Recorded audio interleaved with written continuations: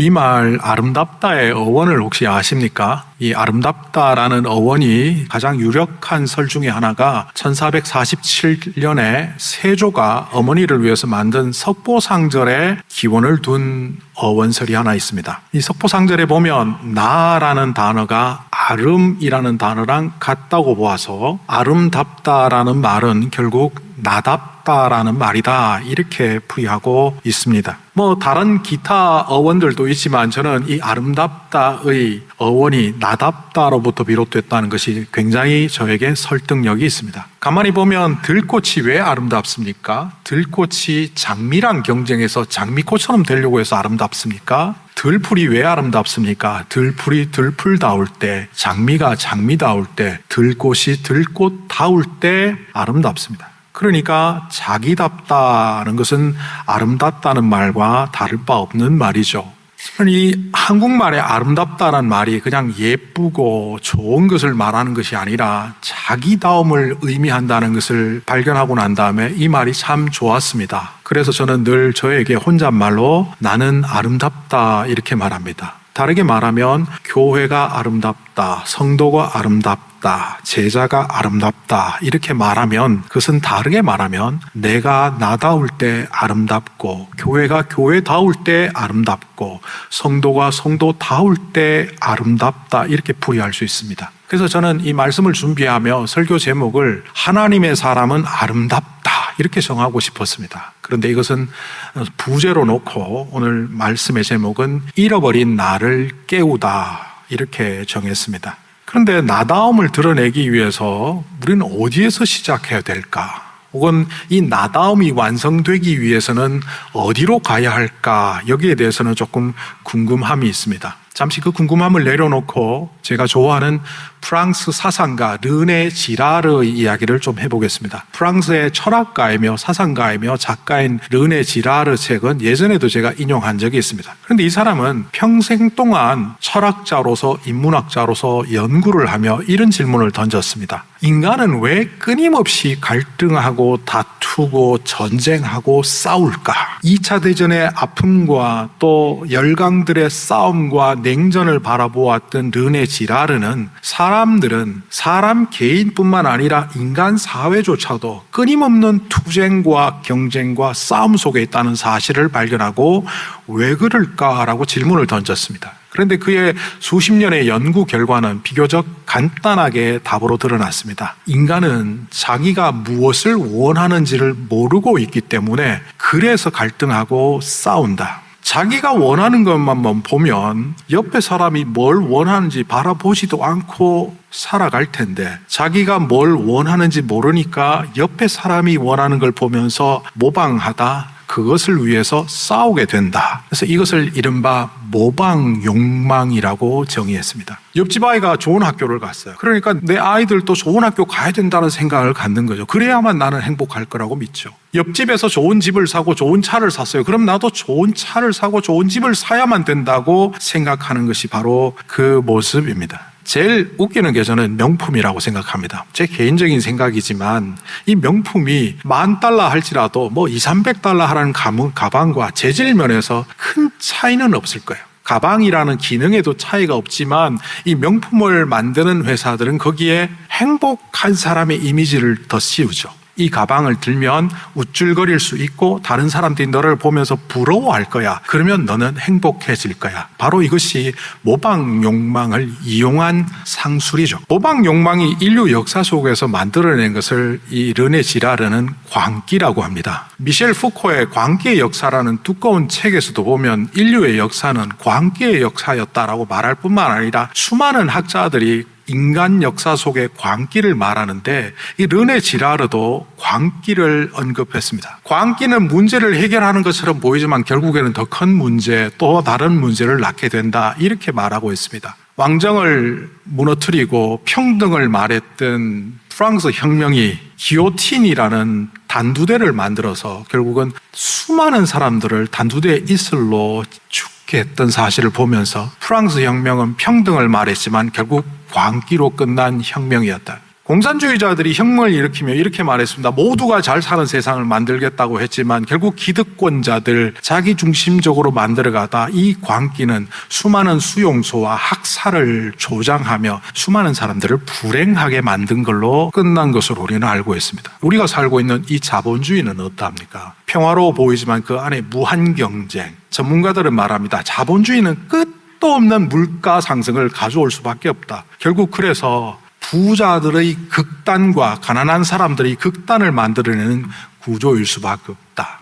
예전에는 한 10%, 20% 사람들이 잘 살았다면 지금은 5%, 또 지나면 1%, 더 세월이 지나면 0.1%의 초부자들만 잘 사는 세상이 되는 것이 자본주의라고 전문가들은 말합니다. 이것이 바로 투쟁을 위한 투쟁, 경쟁을 위한 경쟁을 만들어서 모두가 불안 속으로 몰아가는 시스템, 광기 때문이라고 말하는 거죠. 체제를 바꾸어도 이 광기는 사라지지 않습니다. 근데 왜 이런 광기가 계속 남을까? 르네 시랄은 말합니다. 내가 누구인지를 잃어버리면 우리는 다 미쳐 돌아갈 수밖에 없다. 내가 무엇을 원하는지 모르고 내가 누군지도 모르고 살아가다 보니 다른 사람을 모방하고 사회에서 만들어 놓은 거짓 행복론에 빠져서 살아가다 보니 우리는 늘 바닷물을 마시는 사람처럼 마시기는 마시는데 늘 목마른 그런 삶을 살고 있다는 거죠. 근데 성경에서는 또 오늘 말씀에서는 하나님이 우리를 나답게 빚어가시고자 한다는 것을 보여주고 있습니다. 나다움이라는 것이 뭘까? 혹은 이 나다움을 완성하기 위해서는 우리는 어떻게 걸어가야 하나? 오늘 이 말씀 속에서 찾아볼 수 있기를 바랍니다.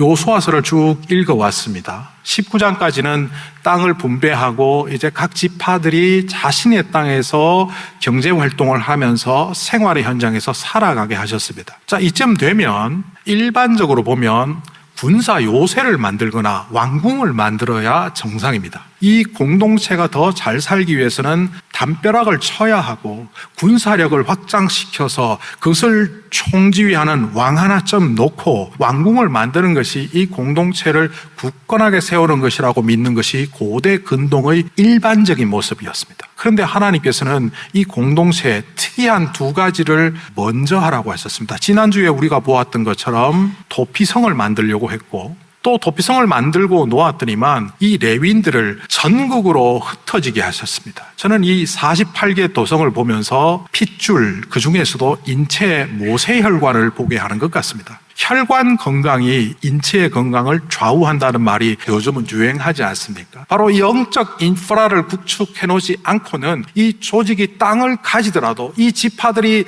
자신의 땅을 잘 경작할지라도 여기는 무너지는 공동체가 되기 때문에 하나님은 레위 성읍의 분배를 통해서 또한 도피성의 관리를 통하여 이것을 가능하게 하신 것으로 보입니다. 이 48개 도성 중에서 한 곳에 밀집된 도시는 하나도 없습니다. 유다는 유다의 땅이 있고 에브라임은 에브라임의 땅이 있고 베냐민은 베냐민의 땅이 있지만 레위는 땅이 없고 전국으로 흩어져 각 지파 속으로 들어가 그 지파의 중요한 거점에서 살아가게 하셨습니다. 왜 그랬을까? 또한 이 레위 지파 사람들에게 그 좋은, 그 중요한 도피성을 관리하게 하셨습니다. 왜 그랬을까? 질문을 던지다 저는 이런 답을 들었습니다. 하나님이 마치 이스라엘 백성들에게 이렇게 말하는 것 같습니다. 너희가 땅을 차지했고 생업활동을 하고 있다고 끝난 것이 아니다. 너에게 정말 중요한 두 가지는 첫째는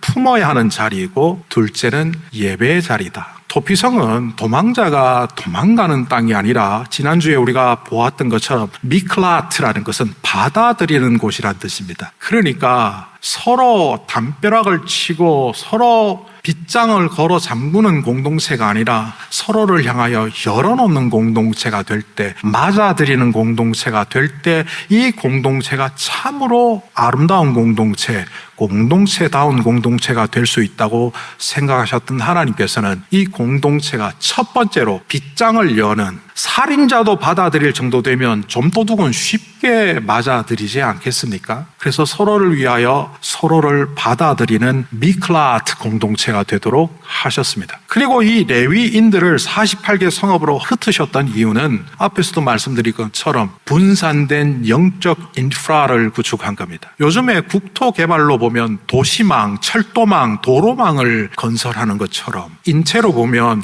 혈관들이 곳곳에 뻗어서 모든 활동을 하는 것처럼 이 영적 인프라를 레위인들과 48개 도성을 통하여 전 나라가 그렇게 하게 하셨던 겁니다. 이걸 간단하게 말하면 모든 곳에서 예배자를 두셨다는 겁니다. 결국 이 도피성을 레위인들에게 맡긴 것도 보면 핵심이 거기에 있습니다. 한 장면을 떠올려 보십시오. 자기가 부지불식간에 살인을 저질렀습니다. 그러니까 도망하기 위하여 온 힘을 다하여 도피성 쪽으로 왔을 것 아닙니까? 손에는 피가 묻어 있습니다. 사람들이 깜짝 놀랄 만한 옷에 피가 묻고 손에 피가 묻어 있는 상태로 도망한 사람이 있습니다. 그 뒤에는 칼을 들고 무기를 들고 우리 가족을 해앉아 반드시 죽이리라 쫓아오는 복수하려고 하는 가족들이 있습니다. 그 앞에 누가 있는 것이 맞습니까? 재판관이 있어서 자, 피고 원고 서시오.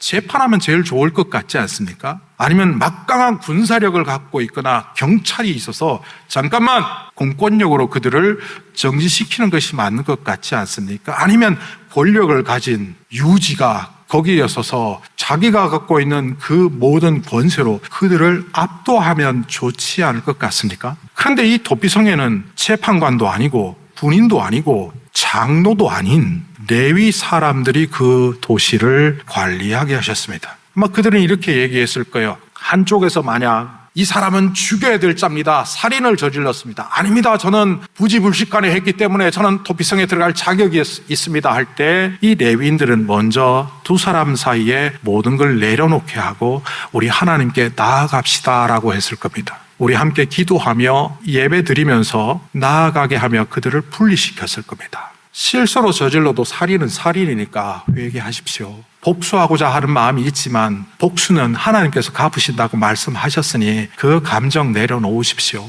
우리는 이 판단력이 행정력으로부터 온다고, 재판의 능력으로부터 온다고, 군사력으로부터 온다고 생각하지만 하나님은 레위인을 도피성을 관리하게 하시며 온전한 예배자만이 이 땅에 평화를 가져올 수 있다고 가르쳐 주십니다. 사실 이 레위 지파 사람들이 누구의 후손입니까? 레위라는 사람은 창세기에 나오듯이 시므온과 레위가 결탁해서 여동생 디나를 욕보인 세겜의 하몰의 자손들을 몰살시킨 폭력범, 살인범들 아닙니까? 그리고 창세기 49장에 보면 야곱이 죽으면서 각 아들에게 축복했는데 그 기도하며 레위에게 이렇게 말합니다. 저주받을 자여, 너희들의 폭력과 살인으로 말미암아 저주받을 자여. 그러니까 이들은 남들보다 뛰어난 도덕성을 갖고 있지도 않았을 것이고 레위 지파 사람들은 남들보다 거룩한 사람들도 아닙니다. 그런데 하나님이 광야에서 그들을 부르셨고 그들을 하나님의 성막과 하나님의 일을 감당하는 사람으로 사용하며 그들은 다듬어지기 시작했을 겁니다.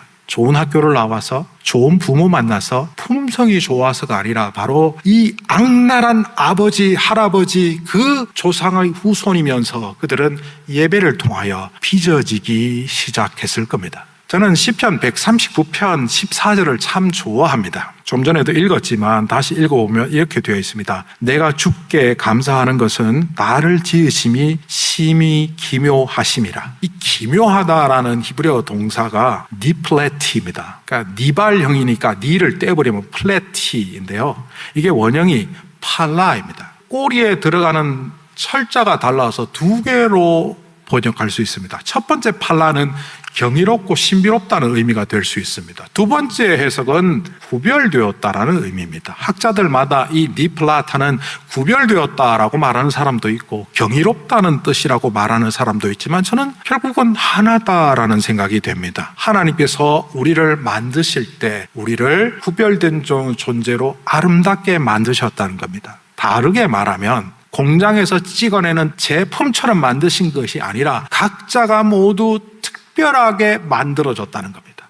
여기 구별되었다라는 뜻으로 보면 광야에서 하나님께서 이스라엘 백성들을 애국과 구별하셔서 자기 백성으로 삼았다라는 그 동사로 사용되었고 또 경이롭다, 신비롭다라는 말로 만약 이 동사를 보면 이것은 이사야서에 나오는 메시아가 기묘라, 묘사라 할 때 그 기묘자가 바로 메시아를 가리키는 단어로서 사용될 때 그것을 우리 인간에게도 적용되어서 시편에 나오는 겁니다. 그래서 저는 이 문맥을 이렇게 번역하게 됩니다. 하나님이 나를, 그 누구와 같지 않는 이 나를 두려울 만큼 경이롭게 특별히 구별하여 창조하셨다. 저는 이 구절을 묵상하며 가끔 저에게 이런 말을 합니다. 나는 하나님이 기묘하게 창조하셨다. 저만 그렇겠습니까? 저를 특별히 아름답게 만드신 것처럼 이 자리에 있는 모든 한 분 한 분을 하나님께서는 그렇게 만드셨습니다. 그러니까 이 나다움은 내 중심적인 사고방식이 아닙니다. 나는 나야가 아니라 나를 나답게 만드신 하나님을 향하여 그 창조하신 하나님 앞에 내가 반응할 때 나타나는 모습입니다. 하나님 그렇군요. 나는 하나님께서 특별히 사랑하셔서 하나님의 형상대로 빚은 사람이군요. 만약 이렇게 지으셨다는 것을 안다면 우리는 그렇게 살아가야 합니다. 르네 지라르의 이야기를 한 번 더 해보겠습니다. 이 사람은 나중에 학문을 통하여 예수를 믿게 됩니다. 처음에는 철학자였고 사상가이지만 나중에는 기독교인이 됩니다. 기독교인이 된 이후 그 모방 욕망에 대하여 그는 이렇게 말합니다. 다른 사람을 따라가고 하나님이 창조하신 그 본래 모습을 잃어버린, 나다움을 잃어버린 사람은 다르게 말하면 우상 숭배자가 아닐까. 저는 그 이야기를 책에서 읽으며 출애굽기가 생각났습니다. 출애굽기에서 애굽을 탈출한 이스라엘 백성들이 아론을 중심으로 하나님을 경배하고자 모였습니다. 시내산에 올라간 모세가 없는 사이에 그들은 하나님, 우리를 출애굽시키신 하나님 하다가 그들은 애굽을 모방해버립니다. 그리고 하나님을 금송아지로 전락시킵니다. 하나님의 창조 행위에 대하여 나다움을 상실한 사람들은 그 열심이 결국은 우상 숭배로 가게 된다는 겁니다. 왜 우리는 나다움을 잃어버렸을까? 그 이야기는 비교적 아주 이른 시간에 성경에 등장합니다. 우리는 여전히 평균값에 따라 살아가려고 합니다. 나는 나대로, 저 사람은 저 사람대로가 아니라 우리 모두 요 정도는 가져야 되고 요 정도는 성취해야 되고 요 정도는 해야 되는 그 평균값, 그래서 다 똑같아지는 세상 속에 살려고 하는 마음이 있는데 언제 이런 마음이 들어왔나 보니까 창세기 3장에 그 말씀이 보입니다. 사탄이 와서 아담과 하와를 유혹할 때 하나님처럼 되는 거야. 선악과 먹고 나면 선과 악을 다 알 뿐만 아니라 하나님처럼 된 거야. 나아가서는 하나님 없이도 잘 살 수 있어. 인류의 최초의 모방 욕망은 하나님처럼 되는 거였습니다. 이것이 세상에서 제일 성공한 왕처럼 되는 것,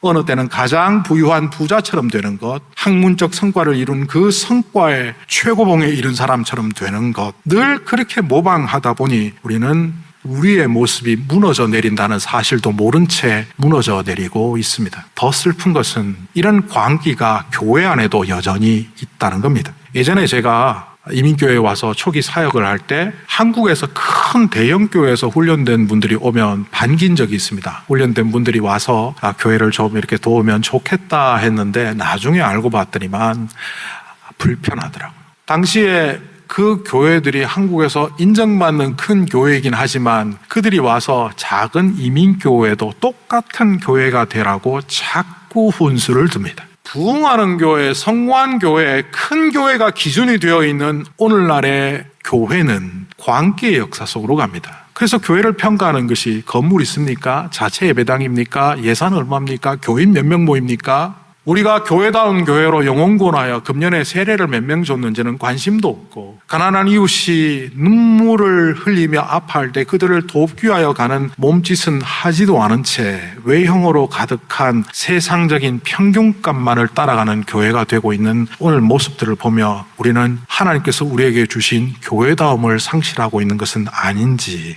예수님은요, 큰 자가 되지 말고 작은 자가 되라 하셨고, 다스리는 자가 되지 말고 섬기는 자가 되라고 하셨습니다. 심지어는 빌립보서 2장에서는 바울의 언어를 통하여 하나님과 동등됨임에도 하나님과 같이 자리에 있지 않고 오히려 자신을 비워 종의 형체를 따라 죽기까지 복종하셨다고 하며 그리스도가 어떻게 그리스도다운지, 메시아가 어떻게 메시아다울 수 있는지를 몸소 보여주셨습니다. 예수님을 3년 동안 따라다녔던 제자들의 모습 속에서 우리는 우리의 모습을 발견하게 됩니다. 예수님이 십자가에 달려 돌아가신 이후에 부활하셨다는 소식을 그들은 들었습니다. 그런데 사도행전 1장과 요한복음 20장에 보면 그들의 모습은 실망스럽기 짝이 없습니다. 요한복음 20장 19절에 이날 곧 안식 후 첫날 저녁 때에 제자들이 유대인들을 두려워하여 모인 곳의 문들을 닫았더라. 그들은 문을 걸어 잠그고 있습니다. 두려움 때문입니다. 예수님이 살아나셨다는 소식을 전해 들었음에도 불구하고 여전히 그들은 문을 잠그고 있습니다. 왜 그랬을까요? 그들은 자신을 잃어버렸기 때문입니다. 베드로는 여종 앞에서 잃어버렸습니다. 예수님께서 아무 의미 없는 존재였던 그를 어부의 자리에서 부르셔서 주님의 제자로 앞으로 교회의 기둥 같은 자로 세워지도록 부르셨음에도 불구하고 두려움 때문에 어린 소녀 앞에서 다른 사람들 앞에서 예수님을 부인하다 자신도 잃어버린 자가 되고 맙니다. 베드로만 그랬습니까? 요한과 야고보도 마태도 다시 그들은 평균값으로 돌아갔습니다. 그래, 목숨은 연명해야지. 예수님의 제자로서 이제 살지 못하고 성공적인 삶을 못 살더라도 기본적인 삶은 살아야지. 이런 그들에게 오순절 성령님께서 임하셨는데 임하시는 장면이 특이합니다. 사도행전 2장에 호련히 하늘로부터 급하고 강한 바람 같은 소리가 있어 그들이 앉은 온 집에 그 공동체에 가득하며 마치 불의 혀처럼 갈라지는 것들이 그들에게 보여 각 사람 위에 하나씩, 그 공동체 가운데 성령님이 그냥 임하셨다 이렇게 하면 좋을 텐데 그 각각의 사람에게 각각으로 역사하셨다라고 임재를 성경은 기록하고 있습니다. 각각 임재를 경험한 그들은 충만함을 받고 성령이 말하게 하심을 따라 각각의 언어들로 말하기 시작하니라.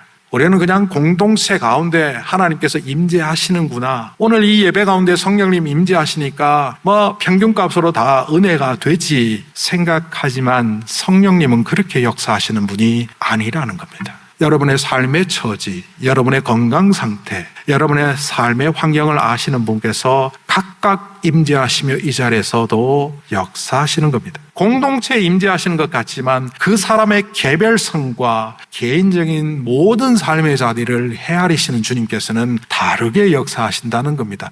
그렇기 때문에 그들을 목격하고 있는 각각의 사람들이 알아들을 수 있는 언어로 다르게 말하게 하신 겁니다. 사람들은 자꾸 같아지려고 합니다. 그 같아졌을 때 우리는 뭔가 일어나리라고 생각하지만 바벨탑을 한번 떠올려 보십시오. 같은 언어로, 같은 마음으로 그들은 바벨탑을 쌓았고 하나님을 대신해서 모방 욕망의 범죄를 저지릅니다. 그리고 그 언어가 흩어졌을 때 그들은 아무것도 할 수 없는 무기력한 자들이 되었습니다. 그런데 사도행전 2장에는 각각의 언어를 구사하고 있습니다. 다른 언어를 구사하고 있습니다. 그러나 그들은 자신의 욕망이 아니라 성령의 임재로 말미암아 내가 무엇을 해야 되는 존재인지, 나는 어떤 존재인지, 무엇을 위해 이 땅에 보내진 존재인지를 깨닫는 순간 그 나다움은 새로운 교회의 시작을 가능하게 했습니다. 여종 앞에서 자기 목숨을 지키기 위하여 나는 모릅니다 했던 베드로가 진짜입니까? 아니면 사람들이 자신을 찾으러 오는 그 장면에서도 성령 충만한 베드로가 너희가 십자가에 못 박은 이 예수를 하나님께서 주와 그리스도로 되게 하셨다 선포하는 그 베드로가 진짜입니까? 나다움을 드러냈던, 선포했던 베드로를 통하여 그날 3,000명의 사람들이 회개하고 돌아오고 교회가 시작되었습니다. 성령 강림절의 본질이 뭘까요? 슈퍼파워를 주시는 그 성령께서 우리에게 병도 고쳐주시고 삶의 문제도 해결해 주시고 할렐루야, 그 장면일까요? 아니면 두려움 속에 떨며 제자임에도 제자답지 못한 나에게 그리스도인이면서도 그리스도인답지 못한 나에게, 아버지이면서도 아버지답지 못한 나에게, 엄마이면서도 엄마답지 못한 나에게, 성도면서도 성도받지 못한 나에게 그 다움을 회복하라고 하시는 것이 성령 임재의 본질입니다. 근데 우리는 질문하게 됩니다. 그러면 어떻게 나다움으로 나아갈까? 바울이 젊은 시절 자신이 성공을 향하여 달려가던 때가 있었습니다. 다른 사람들처럼 권력을 잡고 성공하면 내 삶이 복될 거라고 생각했지만 그는 다메섹 도상에서 꼬꾸라집니다. 그건 거짓된다구나. 주님을 만나며 그는 참된 자신을 발견하고 자신의 목숨조차도 내어놓는 사람이 될 때 자신이 자신답다는 것을 깨닫습니다. 그래서 그는 고린도전서 15장 10절에서 이렇게 말합니다. 내가 나 된 것은 하나님의 은혜로 된 것이니 내게 주신 그의 은혜가 헛되지 아니하여 내가 모든 사도보다 더 많이 수고하였으나 내가 한 것이 아니요 오직 나와 함께 하신 하나님의 은혜로다. 내가 나 됐다는 뜻이 뭔지 아십니까? 이걸 헬라어로 보면 좀 재밌어요. 에이미 직역하면 에이미가 I am이거든요. I am because I am. 말이 됩니까? 그런 말입니다. 그래서 제가 풀어보니까 내가 누구냐 하면 나는 납니다. 그런데 이 내가 만든 게 아니에요. 하나님이 만들어주신 거예요. 그걸 은혜라고 말했습니다. 나의 나 된 것은 하나님의 은혜라고 말하는 것은 그 본뜻이 나는 난데요. 그런데 이 나는 내가 만든 게 아니에요. 자신의 삶을 통하여 하나님이 빚어가시는 역사의 현장을 경험했던 바울은 교만할 수가 없었습니다. 자기를 자랑할 수가 없었습니다. 자기가 갖고 있는 학식이나 모든 지식도 능력도 자신의 것이 아님을 깨달았기 때문입니다. 나의 나 된 것은 내가 하나님께서 주신 방식대로 살았기 때문입니다. 이렇게 번역할 수도 있습니다. 이런 맥락에서 저는 제가 좋아하는 장기려 박사님이 떠올랐습니다. 한국 기독교 역사 속에 제가 존경하는 몇 안 되는 분입니다. 성산, 거룩한 산 장기려. 1911년 평안도 용천에서 태어나서 의대를 졸업하고 의사로서 정말 돈 없는 환자들을 위하여 살아가는 의사가 되겠다고 하나님 앞에서 헌신했던 신실한 주님의 제자입니다. 1950년 12월 갑작스럽게 평양에서 내려오게 되면서 작은 아들 하나 외에는 온 가족을 놓고 오는 슬픔을 겪었습니다. 부산에서 자리 잡아 복음진료소를 천막 쳐놓고 시작을 하며 큰 병원을 이루었습니다. 이분은 실력도 있는 분입니다. 1959년에는 우리나라 최초로 간암 환자 대량 간 절제술을 성공하여 한 획을 그으신 분입니다.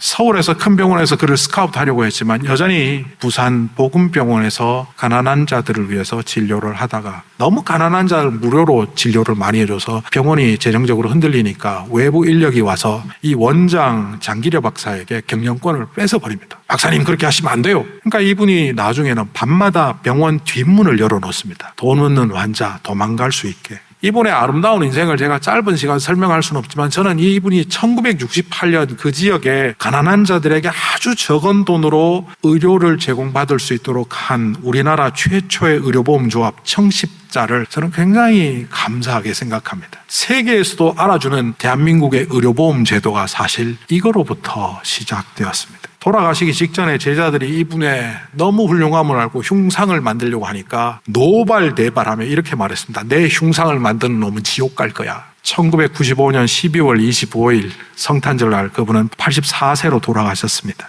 그 허름한 병원 옥상의 옥탑방에서 집 한 채 없이 자신의 것을 다 내어놓고 돌아가셨습니다. 기자가 물었습니다. 장기려 박사님, 이렇게 살 수 있는 이유가 뭡니까? 나는 의대를 졸업하며 하나님 앞에 헌신했소. 의사다운 의사가 되겠다. 나는 그것을 가난한 자들을 돕는 의사라고 생각했고 나는 그 방식대로 살았을 뿐이요.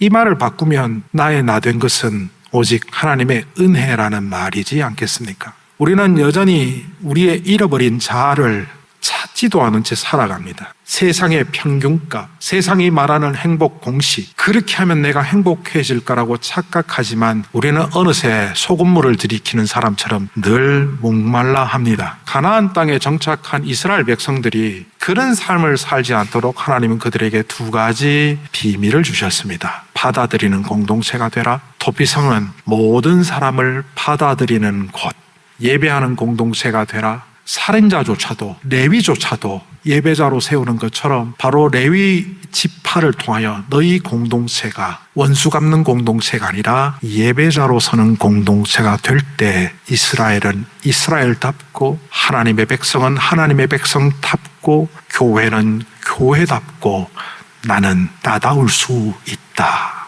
기도하겠습니다.